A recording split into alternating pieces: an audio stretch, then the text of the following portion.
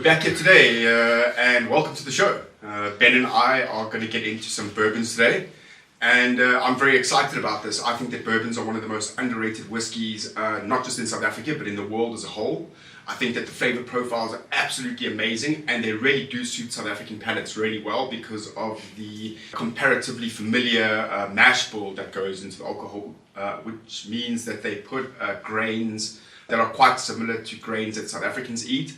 And the palate tends to be a little bit sweeter and fruitier than some of your Scotch malts and some of your Irish and Japanese stuff, especially the peated stuff. It's a lot sweeter and fruitier than those.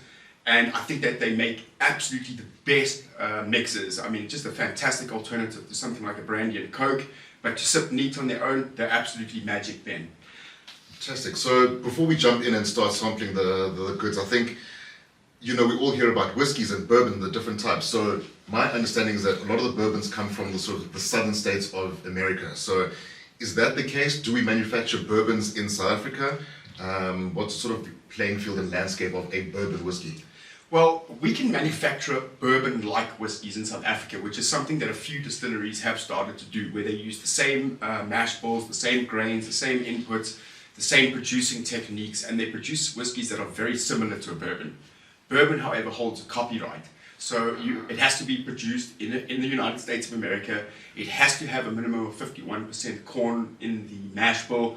And for example, there are certain processes that you can't undertake with the bourbon that you can with other whiskies. So like this over here, this is a special bottle of Jack Daniels. We've brought this in from the States. You won't find this here. You can get a single barrel. It's very similar. And the reason I wanted to show this is because Jack Daniels is a favorite of mine, by the way. But the reason I wanted to just show this to people is people often think that this is a bourbon. It's not. It's a Tennessee whiskey.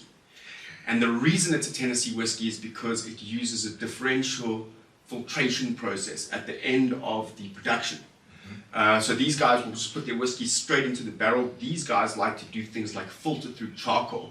That's why if you buy something like a bottle of Gentleman Jack, you find it's got a very mellow, somewhat smoky, somewhat charred flavor. And that's from, first of all, the charred barrels. They use charred barrels during the maturation process. Or when they filter, it becomes, for example, a Tennessee whiskey. It's no longer a bourbon. So there's a lot of rules around this in the United States. There's a lot of regulations around naming and production processes and that kind of thing. A very heavily regulated global market. And you get other kinds of whiskies in the States. So later on, we're going to discuss rye. I love rye. I think that South Africans are just going to blow up drinking rye whiskey in the next 5-10 years. We're just really starting to catch on. So there's a variety and there's different rules, but for bourbon, that's your basic principle. Fantastic. Well, let's take a look at the first one, which is, I think, a South African favorite, the Maker's Mark. You know, before we pop this one open, it's quite a distinctive bottling design that we see, and I think a lot of time what happens is we buy bottles based on what they look like before we actually consider the contents of this. So the Maker's Mark with sort of the melted cap, what's sort of the offering over here? Well, look, I completely agree with you, Ben. The same way we eat with our eyes, to some extent the same way we consume products like confectionery, you know, chocolates and sweets, alcohol the same. We eat with, or we drink with our eyes to some extent. So if you have a bar or you bring out a bottle for the guests, you want it to look nice. You want it to come out of some good packaging. These guys wax dip. This is called wax dipping. Every single bottle that comes out of Maker's Mark is actually hand dipped. So there's a person at the end of the line with a giant vat of boiling wax, and they'll dip it, and they have a certain way that they do it, that it runs down the bottle. Every bottle will obviously be unique, so you'll never get two Maker's Mark bottles with the same dripping on the wax. And for what it's worth, I think that's a nice finish, but the Americans are just the best packagers. Anytime you buy an American product, whether it's an iPhone or a pair of shoes, they over-package. You get beautiful tissue paper and you get amazing boxes and colors and little pamphlets, and the Americans know how to do it. So they've wax dipped this. It's an absolutely beautiful bottle, Maker's Mark. It's available widely on the South African market. It's under 500 Rand a bottle, and this is an unbelievably nice pour to bring out for your friends. If you really want, it makes a fantastic mixer. I would highly recommend it for cocktails or as an alternative to a luxurious brandy and Coke. Why don't we take a try of this, Ben? Beautiful golden color. And by the way, this is bottled at 45% alcohol by volume. So you will often find that American whiskies will be bottled above 43% alcohol by volume. 43 is the legal requirement in South Africa for most mass-produced spirits. You can, however, have higher alcohol contents. They do have to pay a little bit extra in the taxation process, so that means that the alcohol is sometimes more expensive at the time it hits market.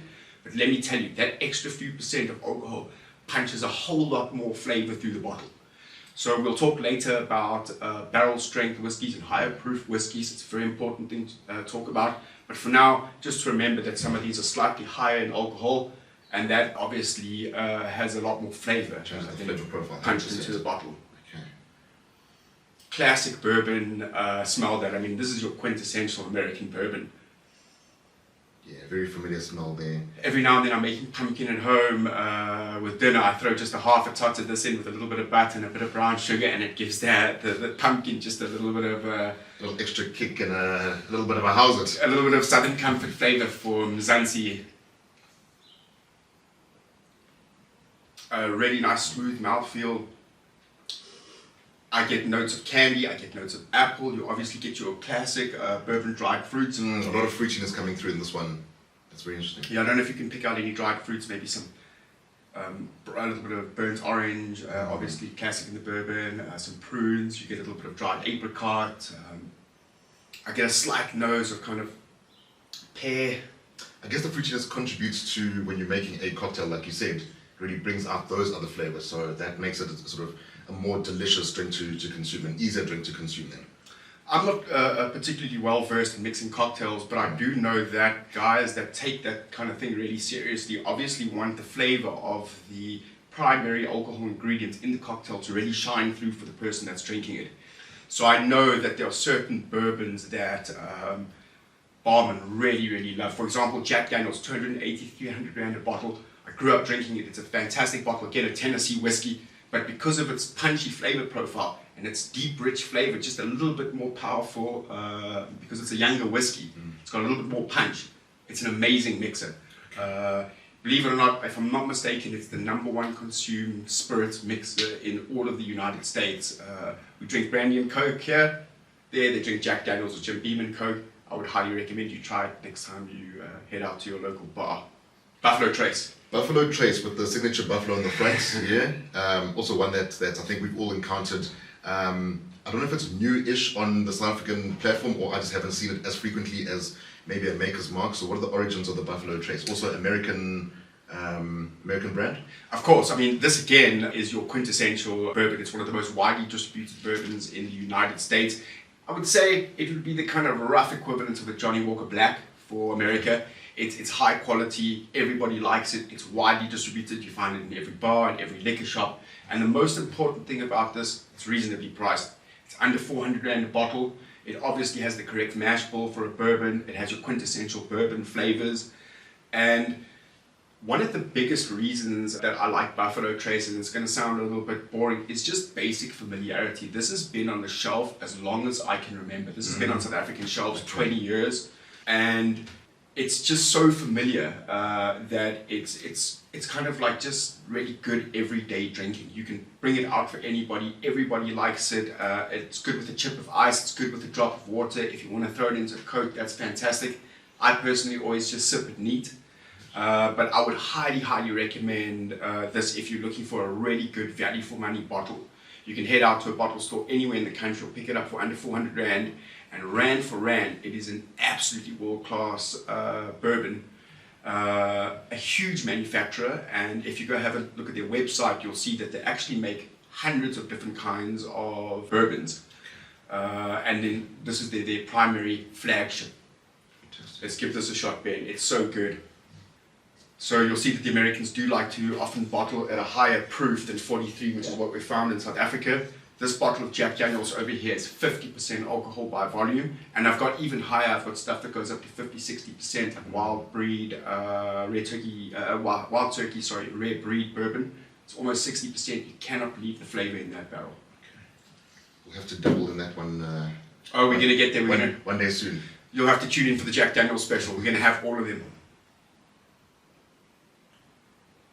This one immediately smells sweeter than the Maker's Mark. I definitely get that, and there's also much less of a hit of alcohol With this, on the aftertaste, I get a slight nuttiness that I don't get with the Maker's Mark. So on the finish of the Maker's Mark, I get a little bit of pepper with a little bit of hit of alcohol on the back of the palate. With this, I actually get a complex nuttiness. I can taste the wooded barrel a little bit. I get a little bit of nutmeg. I get a little bit of walnut. You can definitely smell the barrel. The wooded nature of the bourbon definitely comes through. But for me, the flavor profile on this, I would say, is slightly narrower than the Maker's Mark. It requires a little bit less concentration to enjoy. And as a result of that, I might recommend to people that are just starting out into the bourbon world to maybe give something like this a kick before you go for something like this. It's very enjoyable, but this is just such easy drinking. Everybody likes it. From an aging process, what's the difference between the two, the Buffalo and the Maker's Mark? Are they aged roughly the same amount of time? Yes, they will be roughly aged the same amount of time. It will be under 4 years. So in the American market, when you age something over 4 years, what they'll usually do is they'll keep it in government bonded warehouses. And on the bottle, it will be noted as bottled in bond whiskey. And it will usually then be bottled at a minimum of 50% alcohol by volume, which is the legal regulations for bottled in bond spirits in the United States. Because these guys don't put bottled in bond on and they haven't bottled it at a higher proof, my bet would be that these whiskies are between 3, 4, maybe 5 years old. They can't put an age statement on a blend whiskey like this because you have to put the age statement as the youngest whiskey that goes into the blend. And they'll often use whiskies inside blends like this that might be as young as 2, some as old as 10, you don't know. But it wouldn't be very impressive if it said 2-year-old whiskey. For sure, so just keep it at a blend and... Yeah, okay. My guess would be around 3 to 4 years average age time for each of these bottles. And we'll get into some of the older stuff. I've got some really good 10-year-old bourbons and stuff like that. They're very, very expensive because, as we explained in the last show, there's an additional cost in the maturation process of bourbon because of the high evaporative loss rates that they have in their warmer weather in the United States versus somewhere like Scotland. Yeah, sorry, that's like in and out of the barrel, that's the alcohol sort of seeping in and Heaving, out. I call it. Heaving, that's the barrel heaving. The barrel heaves, the barrel breathes Okay. at night and during the day as it heats and cools. And that means that all the bourbon's very hard to come by, extremely expensive. If you're ever out at a bar and they have something like that, head out to Whiskey Brothers. Do yourself a favor, they have an unbelievable bourbon selection there, or tasting room in the Melrose Arch. And try a 10-year-old bourbon as a treat. It'll blow your mind away. It might even ruin you for further drinking. It'll certainly ruin your budget. Just one more note about the packaging on this. They actually use a fairly standardized bottle on this. They don't do too much fancy stuff, and I think it might help. First of all, they're large producers, but it might help to keep the cost down. So price is very important, and you can see these guys, their bottles are not quite as fancy as these guys, and I think what they're doing is they're aiming to keep the bottle at a reasonable market price, perhaps. Sure. This. Right, yeah, the last one on offer today, again in a somewhat elegant bottle, another bourbon that's on offer. How is this guy different to the first two? This looks like a bit of a standout, a bit of the Macadamia of the crew here. Yeah, look, when you make bottles for the shelf, packaging is extremely important. As I said, like with perfumes, we kind of buy with our eyes to some extent.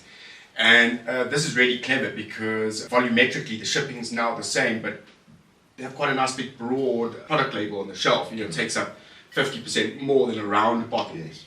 So it looks quite good in terms of that. But the reason that I included Woodford Reserve is because in the future we're actually going to do a show just on Woodford Reserve. I think it's a great opportunity to teach people about the different kinds of whiskey that are coming out of the American market. So in the future we're going to do a Woodford Reserve rye. They do a rye, it comes in almost the same bottle, and a double oaked bourbon. So Woodford Reserve, they have a massive range, they have a very impressive capability repertoire, and they make a wide variety of things. This is their very most basic bottle of bourbon. It's just their stock standard, mass-produced stuff, widely liked in the US, also been on South African shelves for a very long time. At most you'll pay 400, 500 rand a bottle. It's always under 500 at the moment. And it's also just something really special. If you want to give somebody a gift, and you get something, you put it, it comes out the box looking like that. I mean, that's just fantastic. No, you've done exceptionally well, I think. It's just really nice. And again, look, it's bottled at 43.2%, so only marginally higher than the South Africa standard 43. So we're not going to expect this to have quite as much flavor punch as the higher proof whiskies. But let's get into it and take a look and see how it does. Thank you, Ben. I mean, the first thing I know is that it's got a slightly richer color than the first two, which is interesting. It's just slightly darker. It's slightly darker than the others, Slightly darker in color. It could be because they use barrels that have been maybe more charred than something like this. I would be interested to see if Jack Daniels, for example, was a little bit darker than this from the chopper mellowing and the additional charring in the barrel. That could be possible. It doesn't have nearly as big a nose as the first two. Yeah, I picked that up, that you've got to sort of dip your nose in properly to get a... And that could be, again, because of the alcohol bit.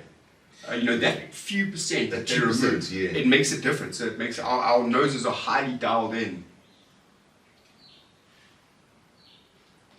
It doesn't have that deep fruity note on it. It's almost like a lighter taste. The fruit you've got to kind of look for in the same way that you've got to look deeper for that smell.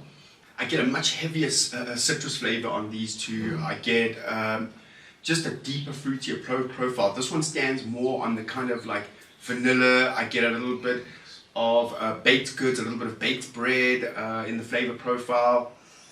A little bit of like kind of fruit cake. So there is a bit of fruitiness there, but it's kind of like married to a little bit of something baked.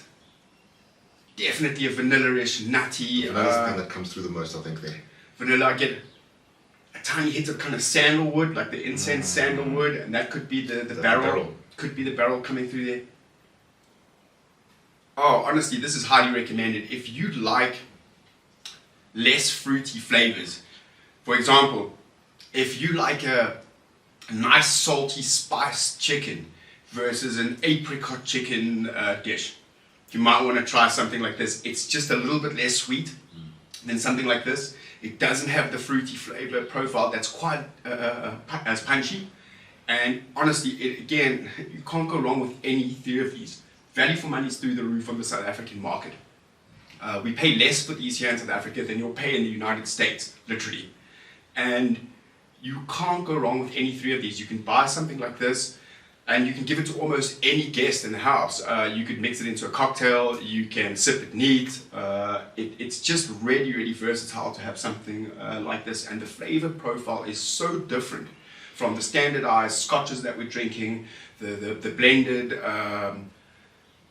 Irish whiskies that we drink a lot in South Africa, like Jameson. It is just so different that the next time you're out at a bottle store and you're looking for a good bottle, I think you would be really doing yourself a disservice to buy the same bottle again when you could have a go at something like this. Yeah, absolutely. I don't think there'll be any regrets.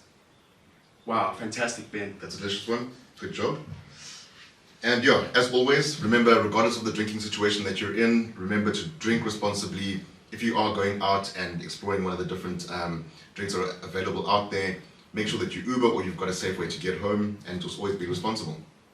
Yeah, I really appreciate your time. Thank you very much for tuning in, and come and have a look at our next episode where we will be exploring some of the most popular blended scotches on the South African market.